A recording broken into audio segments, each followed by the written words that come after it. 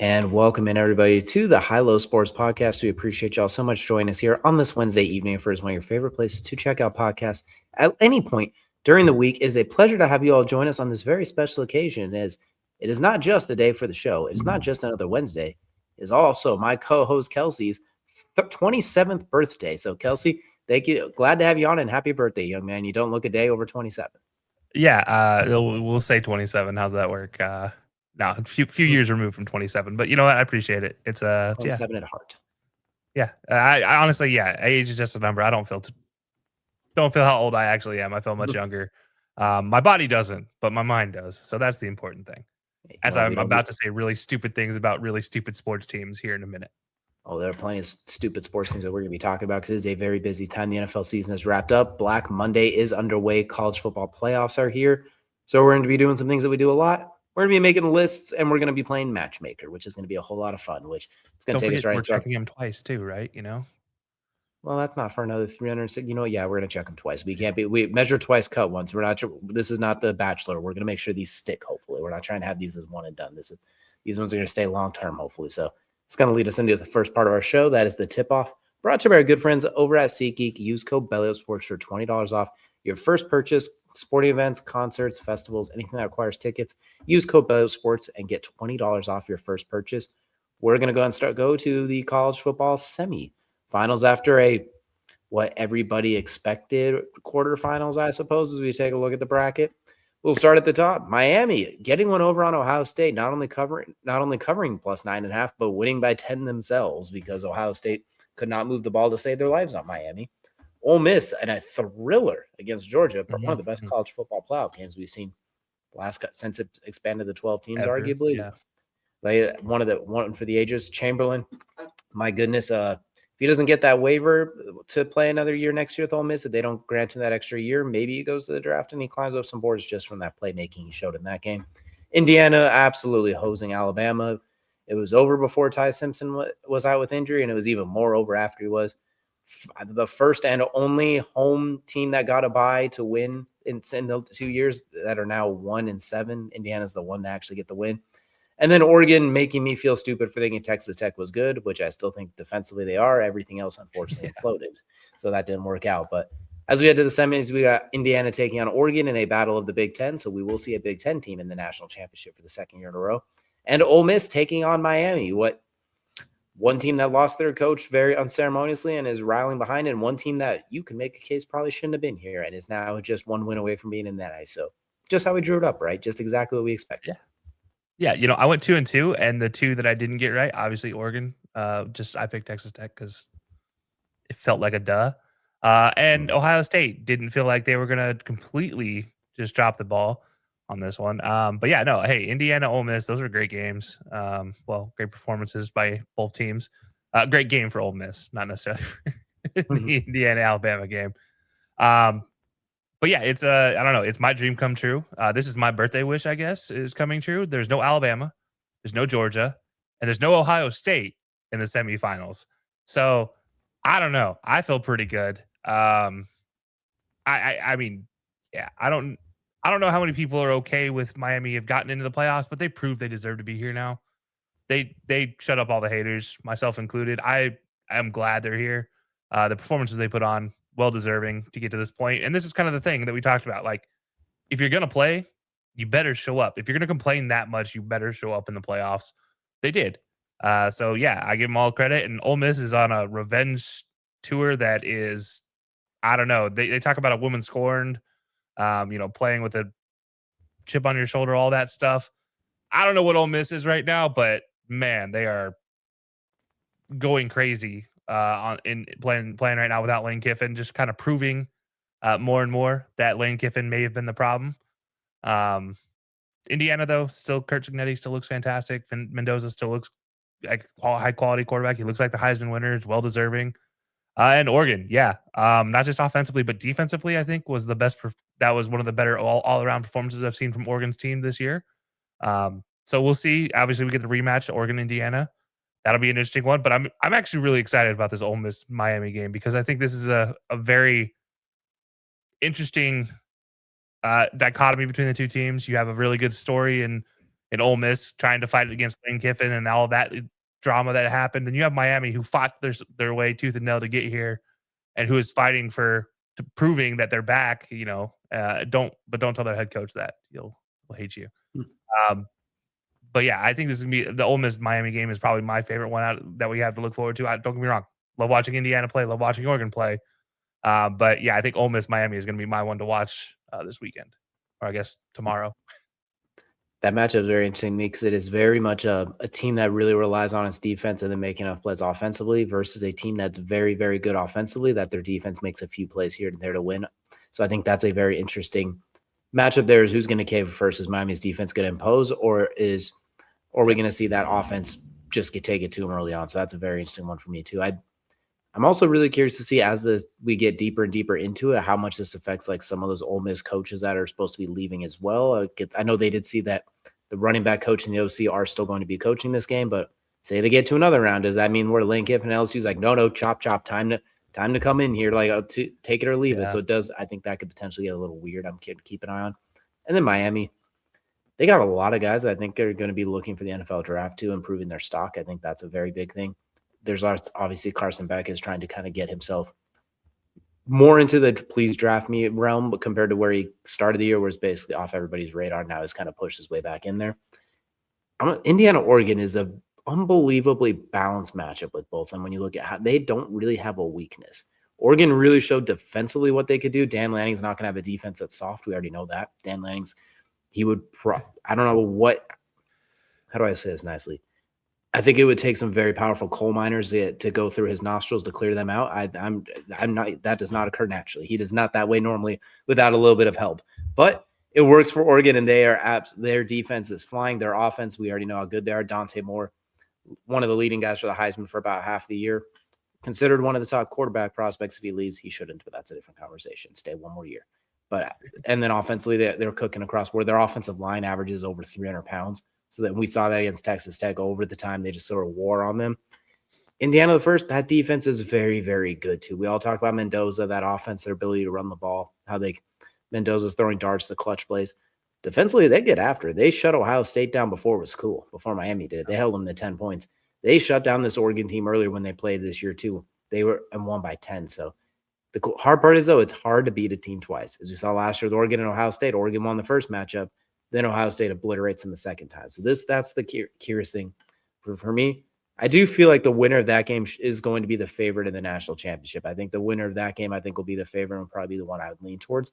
Not a shot at Ole Miss or Miami. It's just when I look at what those two teams have done. Oregon obliterating in Texas Tech. They didn't cover against James Madison, but they did win comfortably. They technically didn't cover, though. Just got to throw that out there for all the haters.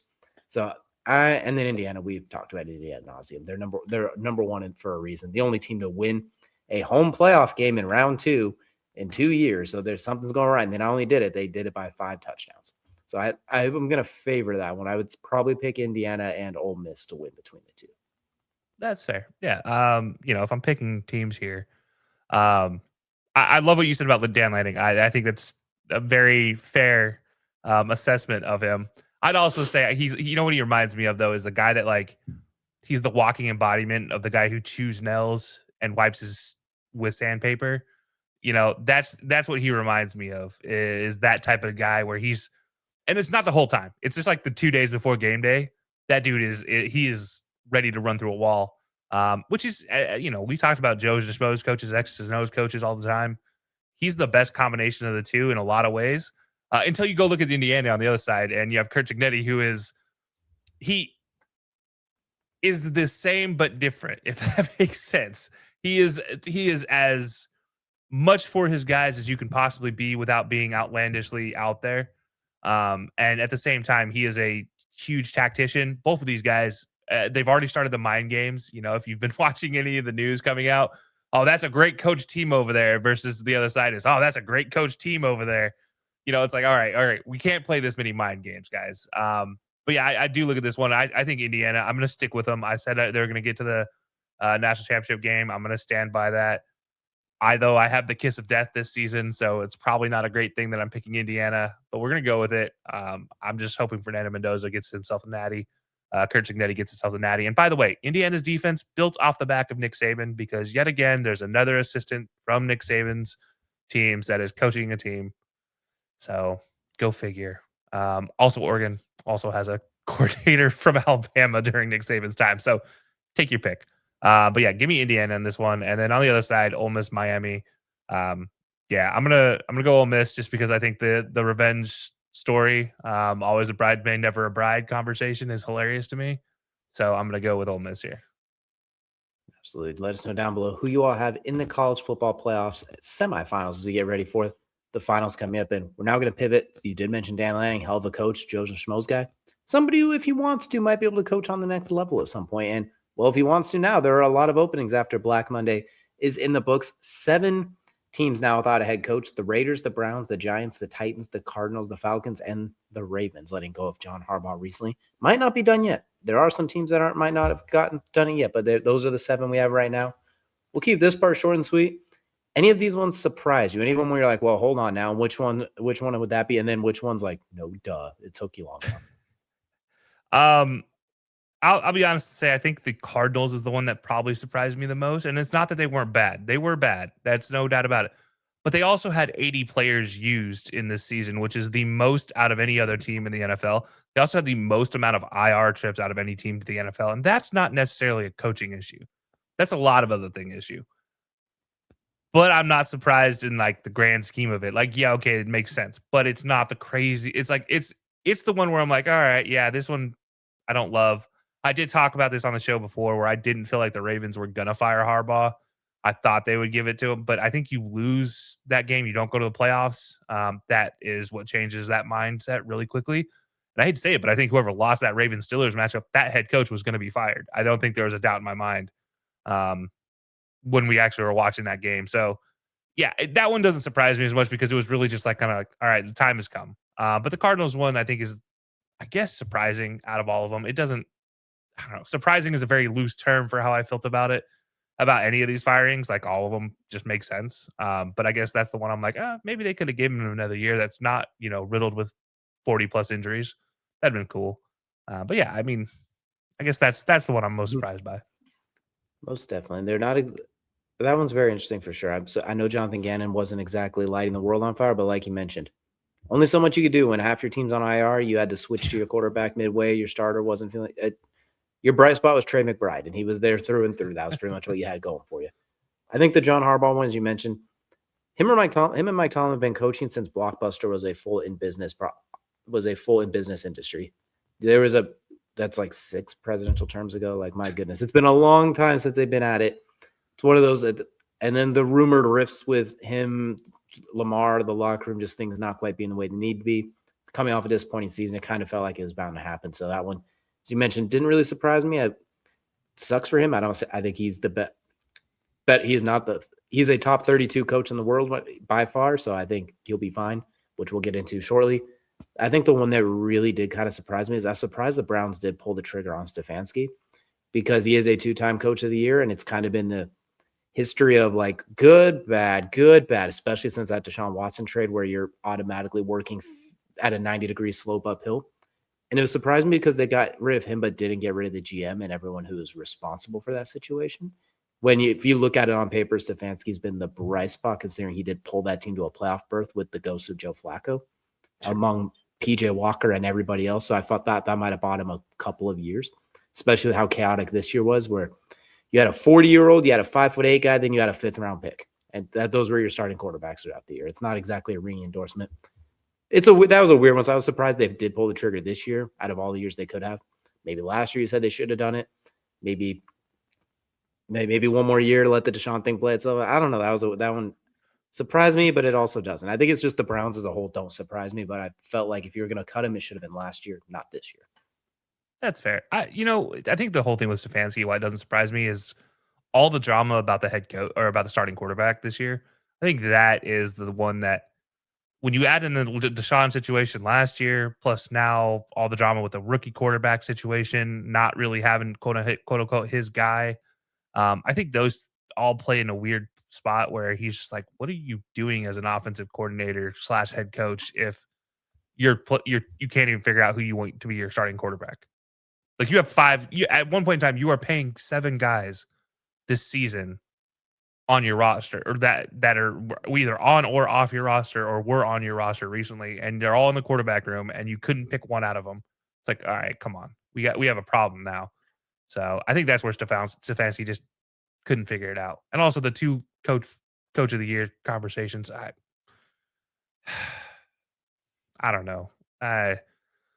Baker carried him for one of them, so yeah. Miles Garrett carried him for the other. Miles Garrett carried him this year to 5 wins. I was gonna say that's very definitely carried him this year. But 6 on one end, half a dozen the other. Which is why all that said, they are paying 7 different quarterbacks and couldn't figure any of them out. That's why the GM probably should have went to, in my opinion. I know he had a great draft class on paper. You look at elite linebacker, elite running back, awesome run stopping defensive tackle. You got another pick for next year. Great. But what about the last 5 years? Like, what about that trade that it has us in purgatory?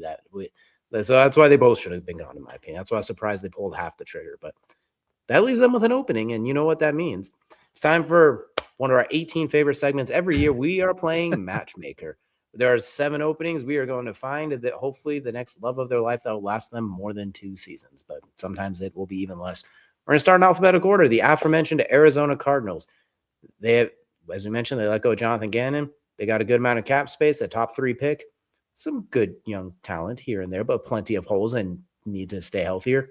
Kelsey, I'm gonna tear the Band-Aid off of this one. We're gonna have fun with this one out of the gate. What I think this team needs is just somebody that can right the ship because they've been a mess for a few years. I think Kyler's gone. I think he's played the last game with Arizona, so I think they're going to move on from him. Don't know what pick they'll get for that, what the move will be. We'll see. Maybe they trade into the Jets for an extra first because the Jets should never draft a rookie again because they're bad luck. They should get a veteran, but I digress. Bring in John Harbaugh to the Cardinals. I like the idea of putting him in the idea of putting him in the NFC so he could be opposite of Jim again, so we could potentially see that matchup in a Super Bowl would just be hilarious to me. But that's a different story. They need somebody who could be the CEO as a head coach. They don't need like a specialist or someone who comes from a specific background. I think they need a CEO type, someone to oversee things. Doesn't need to be a schematic genius. They just need somebody to right the ship. You got some good young talent, Trey McBride. Hopefully Marvin can kind of get it going. What's his name? Michael, the receiver, who as soon as Marvin Harrison is out of the lineup, he turns into Calvin Johnson all of a sudden. If you bring back Jacoby Brissett, like that, Michael Wilson, excuse me. I don't know why his last name eluded me. Some good offensive linemen, Walter Nolan. You got some good players. I think getting that right CEO type to help right the ship, because you need to build both sides adequately. You just need someone to right the ship. They don't need to go young and surprising coach. They kind of did that with Jonathan Gannon. You don't need to go with like the Cliff Kingsbury, you don't want to take the Sean McVay route. Like it worked for the Rams, and a lot of teams have tried to emulate that, where you take the young, brilliant coach that's smart beyond his years. Wise beyond his years per se. I think in this case, you just get the classic 60-year-old, has been an awesome coach for the last 20 years, has a Super Bowl ring, knows how to build and manage the team. So Cardinals throw the bag at John Harbaugh, let him right the ship. So I agreed so much that was originally my pick as well, to be shocking to people. For everything, literally everything you said, CEO-wise, he just makes sense to come in there and right the ship. But because we don't do that on Matchmaker, we don't pick the same coach. I'm changing my answer. I'm going with they're going to go somewhere dynamic and with a defensive-minded head coach, with one of the best defensive-minded head coaches in the league, and somebody who I think should be a head coach anytime he wants to be a head coach. That's Brian Flores. I think we're going to bring in Brian Flores. And I think if you look at the Cardinals team, everything you said about the offense is fair. Like, they have a lot of really talented players offensively. They have a Buda Baker defensively. Then they got they need some help though. But they need some help beyond that. And I think if you watch what Brian Flores has done in his career as a DC, just being able to take Joes and turn them into something just feasible. If you look at what the Vikings team is, there's no Daniil Hunter anymore. That Vikings defense has not been the most exceptionally athletic defense anymore like it once was. He's taken a lot of players, a lot of draft picks, a lot of guys who were burnt out somewhere else and turned them into a top-tier defense to the point where he is befuddling any MVP candidate out there. I mean, he makes rookies look like they've never stepped foot on a football field before. So I think Brian Flores, what he can come in and bring to a team like the Cardinals, who is, like you said, they're going to go through a facelift this offseason. I don't think there's any doubt about it. You're going to get an impact coach who, if you give time, I think can right the ship in Arizona in a different way from Harbaugh, but also fix the defense, which I haven't seen a really good defense in Arizona for a very long time, not since like Carlos Dansby level.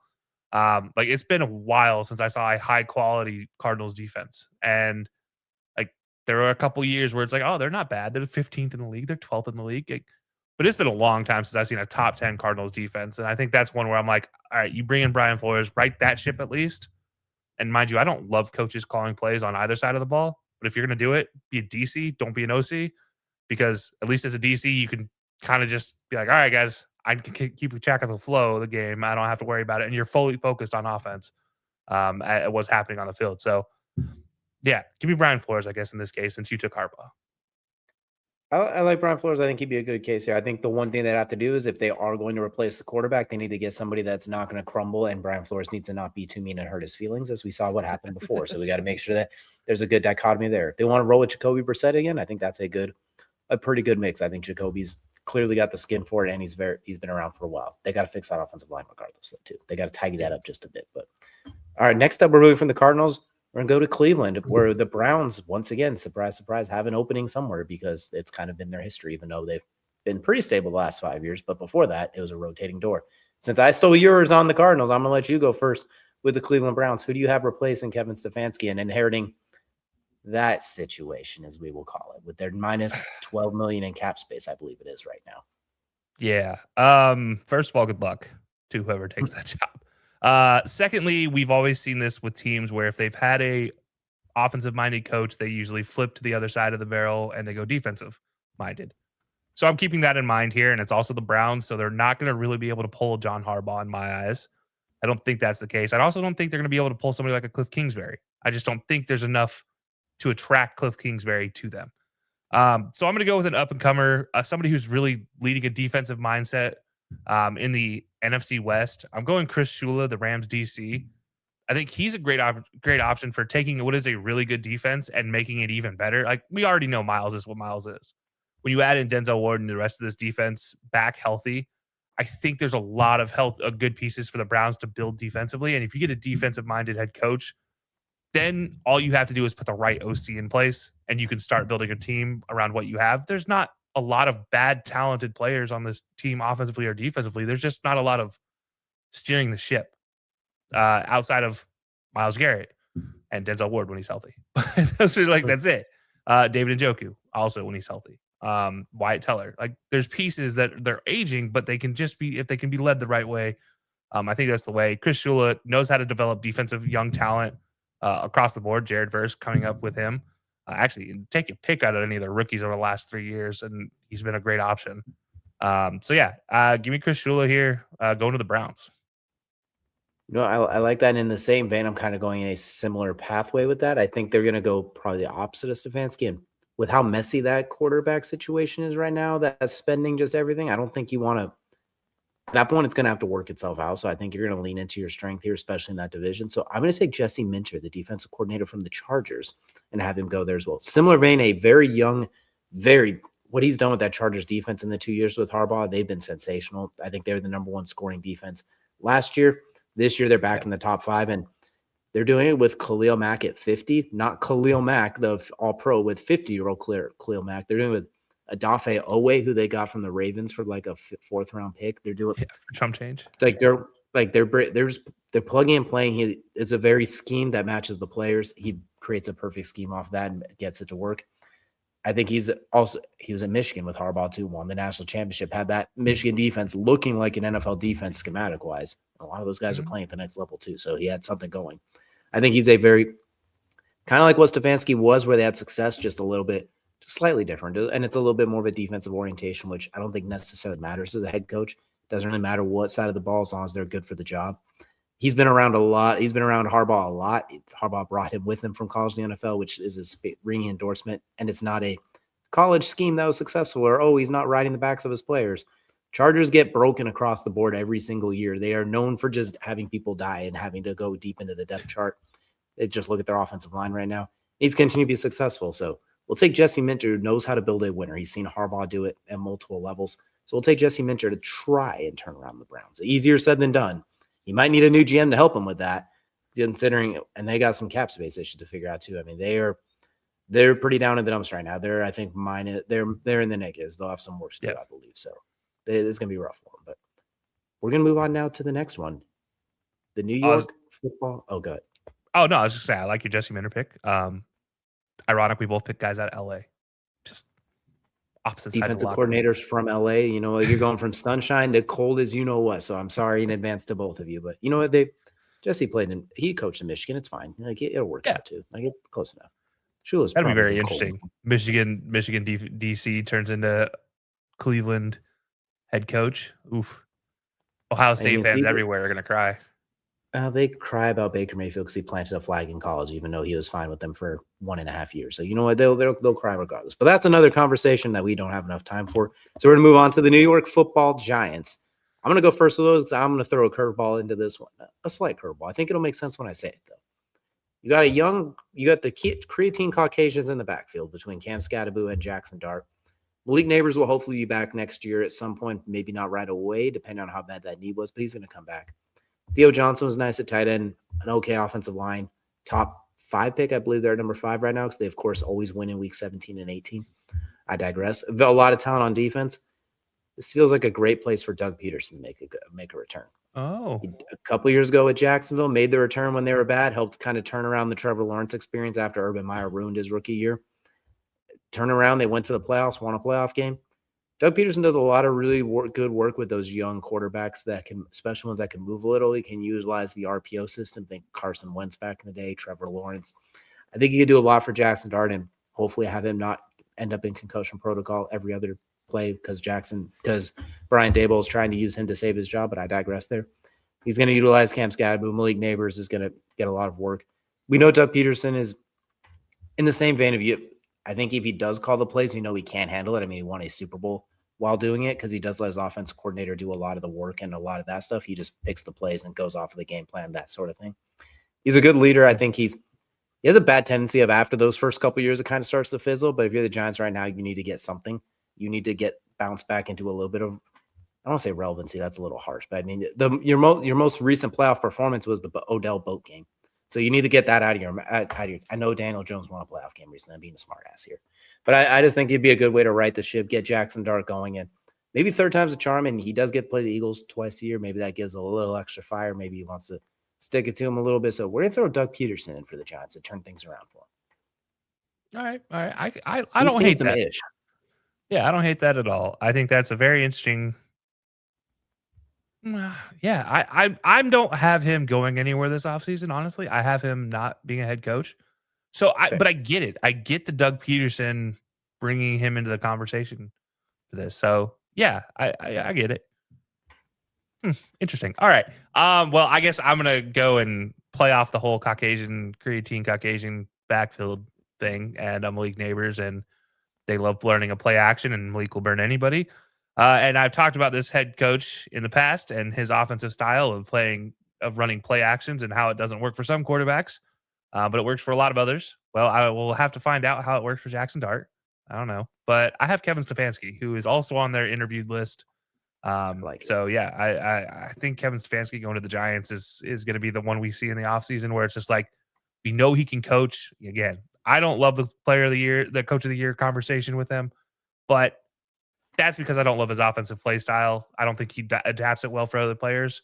But I think Jackson Dart and Cam Scatterbu would run well in that offense. I think it's adapted over the years finally to the point of being like acceptable for those style players. And I think Malik Neighbors out there is going to be fantastic. I think we're going to see something a lot what we saw with Jarvis with Malik and like the Jarvis Landry offense with the Browns, where it was he's always open type of thing. And I think we'll see that with Darius Slayton being the guy taking the top off if he comes back.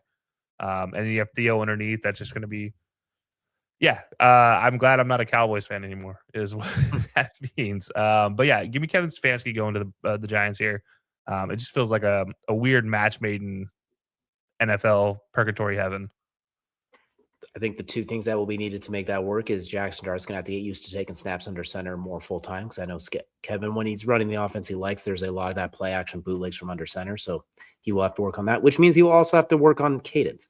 Even I remember on the John Gruden football camp, he's like, tell me your cadence. Because that's all he did. That's all he did to take a snap at Ole Miss was the clap. So I I think that would be an interesting dynamic, but getting him out around the edge on those bootlegs, Cam Scatterbu getting that head of steam from coming under center. We already know I'm the complete under center stand around here, so I get it. I would like that move a lot, and I think it could benefit. I could definitely benefit for both. I like that move a lot. I think that's a good one. Next up, we're going to move to the South. We're going to go to the one that surprised me. We're going to go to Atlanta. I was surprised that Raheem Morris got let go. I understand the GM getting let go because some questionable moves, but alas, they are open for business across the board. So the Atlanta Falcons are up next. So Kelsey, what are you thinking as far as Atlanta goes? Who would you like to stick in their place? Yeah, okay. So you just get rid of Raheem. You have a lot of talented players offensively. You didn't have an offensive coach. Your defense, it played better than it was supposed to, but it wasn't great. So there's a lot of work that has to be done here. But the one thing you can do is you can take those weapons offensively, assuming Michael Penix comes back healthy, and or you re-sign Kirk, take your pick, or maybe you go get somebody. I don't know. But I do think it leaves the opportunity for a young offensive coordinator type of coach to come in and be a head coach. And I'm gonna go Clint Kubiak. He's Ooh. also on their interview list. So it's one of those. I feel like he's shown time enough times now with Sam Darnold and Geno Smith last year. Like he knows what he's doing. JSN this year has come off and just shown out. This running back core, he knows how to use them. K9 is a guy who, in a lot of spaces, especially fantasy football wise, is compared somewhat favorably to Bijan, not the same. And now you're going to add in Kyle Pitts and you're going to add in Drake London to that offense. It makes a lot of sense for getting a young offensive coordinator who knows how to use talented players like that. So I'm going to go Clint Kubiak. I say young. He's been around a little bit, but he's still young. He's not Gary. So, he's still got a few years ahead of him. So yeah, give me Clint Kubiak here, going to the Falcons. I like Clint Kubiak a lot, and I think 2 years ago when he's with the Saints, that's why I thought it was really high on what they could do. Unfortunately, Derek Carr killing Chris Olave and imploding kind of put a damper on that, among other things. But in that same vein, if he goes to Atlanta, I'm taking Drake London in fantasy, one way or the other. He will get that man the ball, so I'm all for it. I'm going to go a similar but different direction. I'm going to take an offensive-minded guy, but not a young one by any means. I'm going to put Todd Monken back in the state of Georgia, where he's had a lot of success much to the chagrin of the SEC. Part of the rift in Baltimore does include him, Harbaugh, Lamar, rumored, reportedly. I don't know for sure. I'm not in the room. But rumors, it's just messy in there. So he could be someone looking to go as well. Ravens maybe get a new coach. Todd Monken's not their guy, whatever it may be. This gives him a chance to be a head coach, older guy too. So he's not getting younger, maybe wants to try as a head coach. We know what he could do offensively. We've seen him, what he did at Georgia with Stetson Bennett, Brock Bowers and crew, unlocked Lamar his best season as a pro to MVP one time. Should have been it, however you want to slice it, an MVP year and a damn good year as well, whichever you want to slice it. Unlock that, his ability to throw the ball using his legs to unlock the passing game. I think he's very adaptable. So whether it is Penix or Cousins or they have to go elsewhere, we'll see. Penix's injuries are starting to get a little worrisome because it hasn't given him as much time to develop some of the things he needed to. If you could throw out routes every play, that would be great. But unfortunately, eventually teams will sit on that, even though he throws one of the better out routes still. But I think he can unlock whatever you need from both. Kyle Pitts continues the trend of one more touchdown scored each year, which means next year we got 6 coming. But I like Todd Monken for a lot of the same reasons you said with Clint Kubiak, just unlocking all of those weapons. And Bijan going to Bijan. That's all it is. That's all it is. So I like Todd Monken for almost the exact same reasons, just older. Yeah, no, I don't hate Todd Monken. I've never hated Todd Monken in my life when it comes to coaching. I think he's a good coach. I think he can adapt offenses, and I think that's a thing where you look at Atlanta, and I think the rigidity of offenses they've had with the talent they've had holds them back. Obviously, with certain quarterbacks, you have to be that way. Kirk Cousins is a quarterback that you would have to be a little more rigid in how the offense is structured.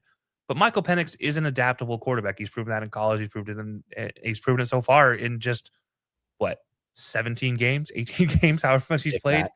Yeah. I think your talent is so adaptable from the receiver and running back standpoint. Like you can do a lot of things with Drake London. You can do a lot of things with Kyle Pitts. You can do a lot of things with Bijan. He can run, he can catch, he can block, he can probably throw a touchdown pass if you need him to. So I think Todd Monken, I think Todd Monken could use and abuse that talent for sure. And yeah, it makes a lot of sense, honestly. Very winnable division too, considering they were 8-9, and the only reason they didn't win the division is because it was a 3-way tie and they lost to the Jets. But I digress on that one. Next up, we're move to a team that lost a lot of games in their own right. We're to go to the Tennessee Titans, who fired Brian Callahan very early in the season. Rightfully so. Brian Callahan was a little bit in over his head as the head coach, as we saw, was not quite a good fit.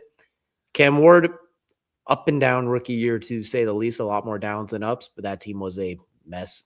Really, just from the one bright side was Tony Pollard once again eclipsed 1,000 yards because he's done that 4 years in a row and nobody knows about it because it is almost completely inconsequential, weirdly enough. But the Titans got some work to do. I'll go first on this one because I'm going to pull one out of the hat a little bit with this one too. Because I had trouble finding a coach that I really looked at. I was like, this is the guy because they have so much work that needs to be done on paper, it looks like. I like Cam Ward. I just think they need some work. We're going to take Anthony Weaver, the defensive coordinator from the Dolphins. He has been around the game for a while. He's been a coach at a lot of different teams. He's been interviewed a lot as a candidate last year for a handful of teams. He's the one where I feel like what is like behind closed doors is going to outmatch what we can say about him, really. I'm just going off reports there because there's been a lot of good things said about leadership qualities, things like that from what the reports are saying, that he's impressed a lot of the people behind closed doors. So I'm going to lean into that. I'm going to say they need somebody that could kind of right the ship. He comes from a defensive side, which I know a lot of people want to pair the young quarterback, the offensive mind. I think what's more important is you get the right coordinators for him and the right coaches. In that case, we see D'Amico Ryans in Houston, for example. That's working just fine. So I think Anthony Weaver could be a really good fit there. He can help right that defense a little bit in that division where you got the Texans defense, the Jaguars defense, and then a JV team that you can beat up on once you get semi-decently. But those two teams that make him strong playoff runs. So I think Anthony Weaver I like as a young coach, young players coach that also gets the X's and O's that I think can mesh well and they can kind of build together with lower quote unquote expectations. It's not going to be like if Harbaugh comes in there and they have to win tomorrow, for example. Yeah. You know what's funny is there's a lot of coaches on their requested interviews list. Mm-hmm. A lot of coaches. Surprisingly, none of them are Anthony Weaver because I also was like originally like, oh, that'd be a very interesting combination. But I'm just pulling off the requested interviews list just because it feels like if it's going to be somebody, it's going to be somebody they're already trying to go and hunt down. And for me, like everything you said, I agree with, except for one. I do think there is a coach that could be the guy for Cam Ward, and specifically Cam Ward. I think you leverage so much of your franchise on a cornerstone quarterback that you need a coach that's going to bring out the most in him. He's done it surprisingly well twice now with young quarterbacks. And so I'm going to say Cliff Kingsbury is the guy that ends up in Tennessee. I don't think they're going to go the old route. I just don't think they're going to bring Harbaugh in as much as I think that would be a really interesting fit. I just don't think that team is built well for bringing in Harbaugh. I think there's too much dysfunction in the front office with the Titans that for Harbaugh to be okay with that. Realistically, there's like out of the two teams left, I don't know if there's one that I'd really have a good feeling about Harbaugh going to because, well, one of them's the Ravens. But I think the Titans here, it feels like Cliff Kingsbury is a fit for Tennessee. They're getting a new stadium. They'll bring in a new coach. They have a really cool color palette. They're getting new jerseys. Maybe this is what Cliff Kingsbury needs. He's the Lane Kiffin of the NFL. He just needs a new fashionable place to be. And ironically, this is the same colors as Ole Miss has. So, yeah, I'm just going to pull every string I could possibly pull here to make this make sense. Other than the fact that it is, I mean, just the Cliff Kingsbury Cam Ward matchup seems very, very intriguing to me. And I think we'll see something. And by the way, just start Xavier Restrepo if Cam Ward's on the field. Just do it. Stop playing around with it. Let the man cook because he cooked with them in college. He cooked with them in the 1 game, 2 games he played with them. Let it happen. That's all I ask. Whatever head coach comes in, just put Xavier Restrepo in the lineup. Well, if it is Cliff Kingsbury, congratulations, Carnell Tate. You are getting drafted to the Titans at like number 4 because they are going to need some receivers to run that offense. They're going to need a lot more to run that offense. But I like that fit as well, too. I think Tennessee they're not a year away, I think is the thing with Tennessee that we really learned this year is that they need somebody that can get a couple of years to build things up a little bit. So yeah, this is a 3-year project. Very much, unless Cam Ward turns into Patrick Mahomes overnight or something, which can happen. We've seen guys make weird jumps, but I digress. Well, it could be. I mean, it could be like the Bears, right? Like it could be you bring in the right coach, you get the right OCs around them, DCs around them, and you have the right moves in the draft. Opportunities, opportunities fall up in free agency, and like you can just build a team that exceeds expectations. Like it's possible. It's possible. On paper, they got some work to do. So whoever they bring in, hopefully they get a fair shot at it. But next up, speaking of team that has not been patient in recent years, we're going with the Las Vegas Raiders as Pete Carroll mutually agreeing to part ways with the Raiders. Unfortunately, it kind of makes sense because Pete Carroll came in probably thinking he could get this ship, and they were the worst team in the league. He's way too old for a rebuild, and frankly, the Raiders, they're not really that close at this point, unfortunately. On paper, they looked nice to start the year, but unfortunately, that is the opposite. So, Kelsey, we're going to let you lead the way with this one as well. Silver and black, who's taking the helm? All right. So I haven't put John Harbaugh anywhere, and it feels like this is the last chance I have to put him somewhere. I'm not putting him on the Raiders. Again, I think there's I think there's just too much dysfunction. I also think there's going to be a head coach position after the season that's going to come open. It's not often that happens, but it does happen. So there are certain teams that just refuse, just whatever reason, refuse to let a head coach go before the playoffs are done. So I do think there's going to be one more. That's probably where Harbaugh ends up at. I don't think it's here, so I'm not going to include him in this. Again, I'm going to their interview list, and one guy who, again, I feel like has had a great opportunity to interview anywhere and has had great things said about him, and we've seen him as a wide receiver coach, a DB coach, defensive coordinator now. Vance Joseph. I like it. I feel like Vance Joseph has been in the league long enough and proved himself many times over. And now with the Broncos as a Broncos DC, he's proven he can lead a defensive position group, an entire team, and do well with them. And again, the Broncos wouldn't be where they are if they didn't have a good defense. Like, don't get me wrong, Bo Nix has been great. They've outperformed offensively what you'd expect, but that defense has been outstanding. Obviously, there's a lot of really talented players over there, but it still takes somebody to lead a team like that. So Vance Joseph, to me, has proven he can lead some of the biggest divas in a wide receiver room. Remember Odell was in one of his wide receiver rooms and took him to a Super Bowl.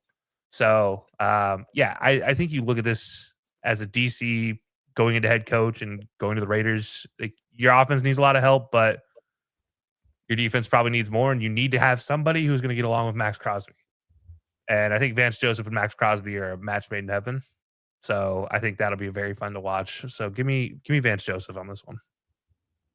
I do like Vance Joseph, and I think he does speak. What is very interesting is how he was the head coach for the Broncos, got fired, and then came back as the defensive coordinator. So obviously they think highly of him. He thinks highly of them too. So obviously there's a good match there from things that we can't always tell. So I like that fit for sure. And keeping him in division would be fun. Yeah. This is where I'm gonna pull one out that we talked about earlier. We're gonna put Kevin Stefanski with the Raiders for a lot of the same reasons you said. You have the running back in Ashton Genty. He could be your Nick Chubb. Feed him a billion times. You have Brock Bowers, who we know how much he loves play action. Find David Njoku, find the tight end.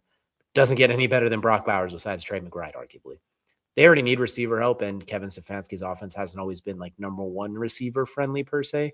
We know the Odell issue. I mean, we know that issue. So in that case, they're going to be better by committee. We remember in Minnesota, Adam Thielen and Stephon Diggs. Stephon Diggs was like, no, get me out of here. So I think there could be some work there. He knows how to coach up and build an offensive line, as we saw in Cleveland, especially through those early years. That offensive line got really strong. So I think he knows what it takes to build through there, which they need. And if it is Mendoza, number one overall pick, which I presume it is at this particular point on January 7th, anything could change. It could be Dante Moore. I hope Dante Moore returns to Oregon, honestly. I think one more year he's going to be extremely awesome, but I digress. So we'll say it's Mendoza. I think that's the kind of coach you'd want for Mendoza early on with those weapons. Let him develop it. The Raiders have gone the young upstart coach with like Antonio Pierce, Josh McDaniels, and have failed miserably. They went the very old season guy with Pete Carroll and have failed miserably. Split the difference to get the experienced middle-aged guy in his 40s and give that a try. We can do coach of the year, whether you like him or not. Either way, he was in position to get those awards he's been to the playoffs twice with the Browns. We'll leave it that way, which no one else can say. So I'm not saying he's the best coach. I'm saying the Raiders could do a lot of good with the Raiders. And you never know. He is weirdly inept at getting to the playoffs as the bottom feeder of a very good division. So maybe that could be the thing in a couple of years. It's like, oh, wow, look at that. They somehow stumbled into the playoffs.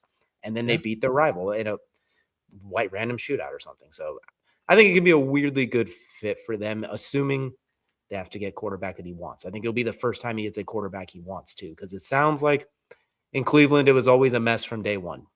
Baker wasn't really the guy they drafted.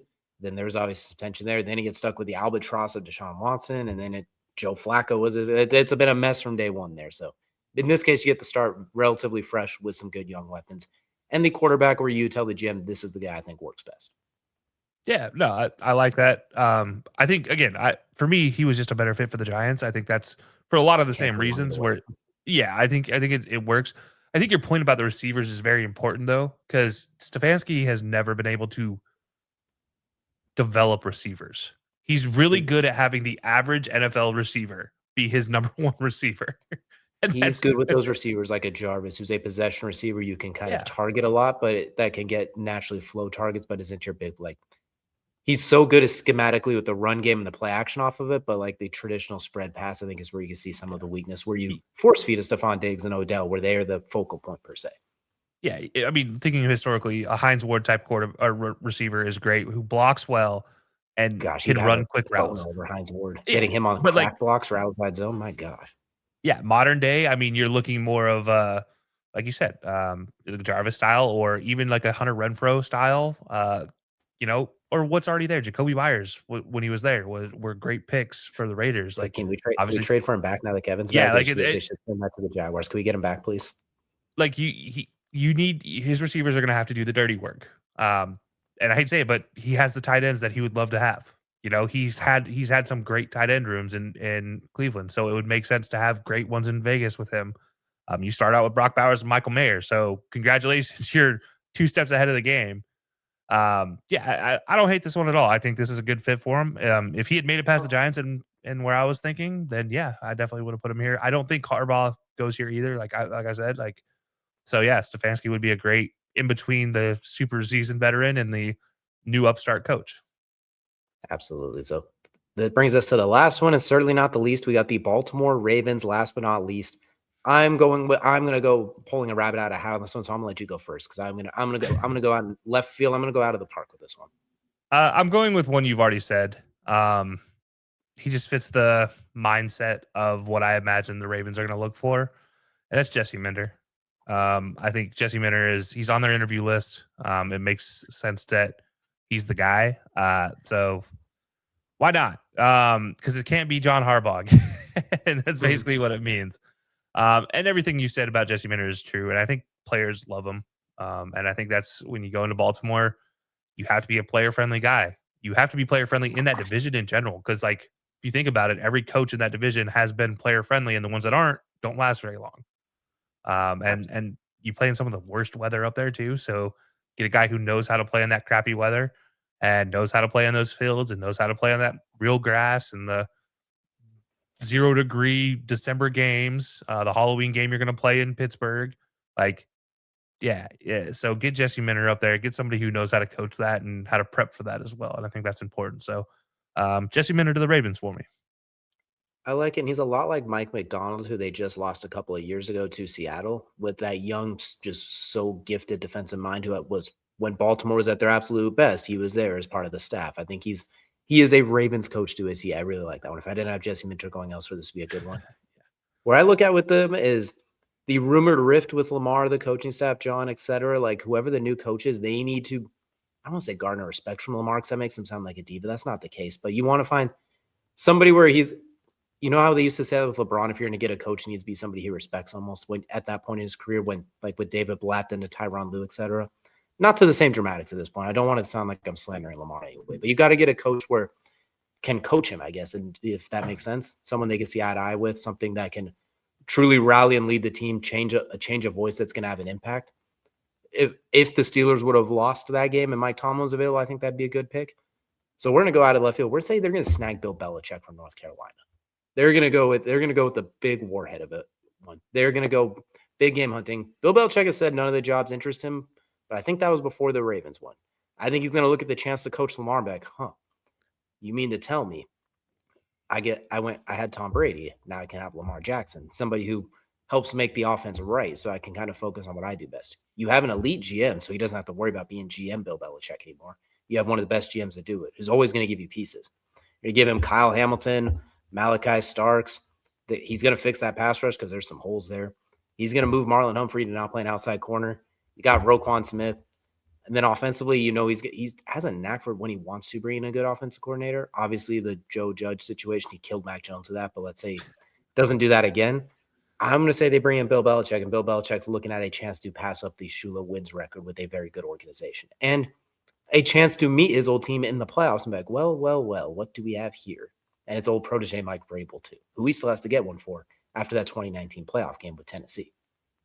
Yeah. Well, I don't first think of it'll all, happen. This is for fun, though. that would be hilarious because he started his career in Baltimore with the Baltimore New Colts. York, yeah. Yeah, so he's old enough that he was coaching the Baltimore Colts. Also, ironically, he would be then going against his former team he was a GM for before they moved, as well in the Cleveland Browns. There's a lot of ties there. It's a weirdly amount of ties here. Yeah, so we'll just leave that at that hilarity. But yeah, I honestly wouldn't have thought of Belichick because he does open a few doors for a couple other teams we talked about. Like he was in the room for the Falcons, he was in the room for the Titans before that didn't work out. So I mean, if you're throwing Bill Belichick out there, that changes a lot of people's games. So yeah, I don't hate it though. I think for what the Ravens need, it would make a lot of sense. But yeah, I honestly didn't think about it. This is, of course, I'm saying this where I'm thinking that Ona Bashadi might look at him like, I don't care what Kraft says. He does if he wants because there was the rumors that Kraft more or less axed his chances with Atlanta. There was rumors that he was an issue with that. I think Bashadi's going to look at like, yeah, I don't care. Bill, He can doesn't we like count Kraft on you either. not to? Is it like, can we count on you not to embarrass us with some of the other stuff that's been going on? And Bill's like, yeah, sure, whatever. Okay, we're on to Cincinnati. That's all they want to hear at that point. So I'm just saying it could be an interesting fit, and I think it would be interesting. What's Lamar going to be like? You can't tell me that. I don't think Lamar does that with anybody. But he immediately, Bill walks in that room in the NFL. I think he garners a lot of respect across the board. So we'll see. We'll see. Let us know down below who you all think should be the right matchups for these coaching vacancies. And that's going to wrap up our very elongated tip-off section. It's going to take us into the main event. For the main event, it's the end of the NFL season, which means it's only best that we start giving out the hardware in our awards. The awards we're looking at are MVP, Offensive and Defensive Player of the Year, Offensive and Defensive Rookie, and Coach of the Year. For the sake of time, Kelsey, we're going to each just go through our entire list together. I'm going to let you go and lead the way. You can start from the bottom and work your way up, or from the top and work your way down. All right, so we're going to start from the bottom, work our way up. We're going to start with Coach of the Year. I'm going Liam Cohen, 4-win team to a 13-win, third best record in the AFC South champion. So yeah, heck of a comeback turnaround. Especially, like, I didn't think I'd give him very much credit either. So yeah, good job, Liam Cohen. Defensive Rookie of the Year, James Pierce. I feel like there's only two options. James Pierce, to me, 10.5 sacks means a lot more for a rookie. I think that's harder to do, and with a team that was worse. And I think that's where I went. I guess slightly worse, maybe slightly better. I'm not sure how that breaks down.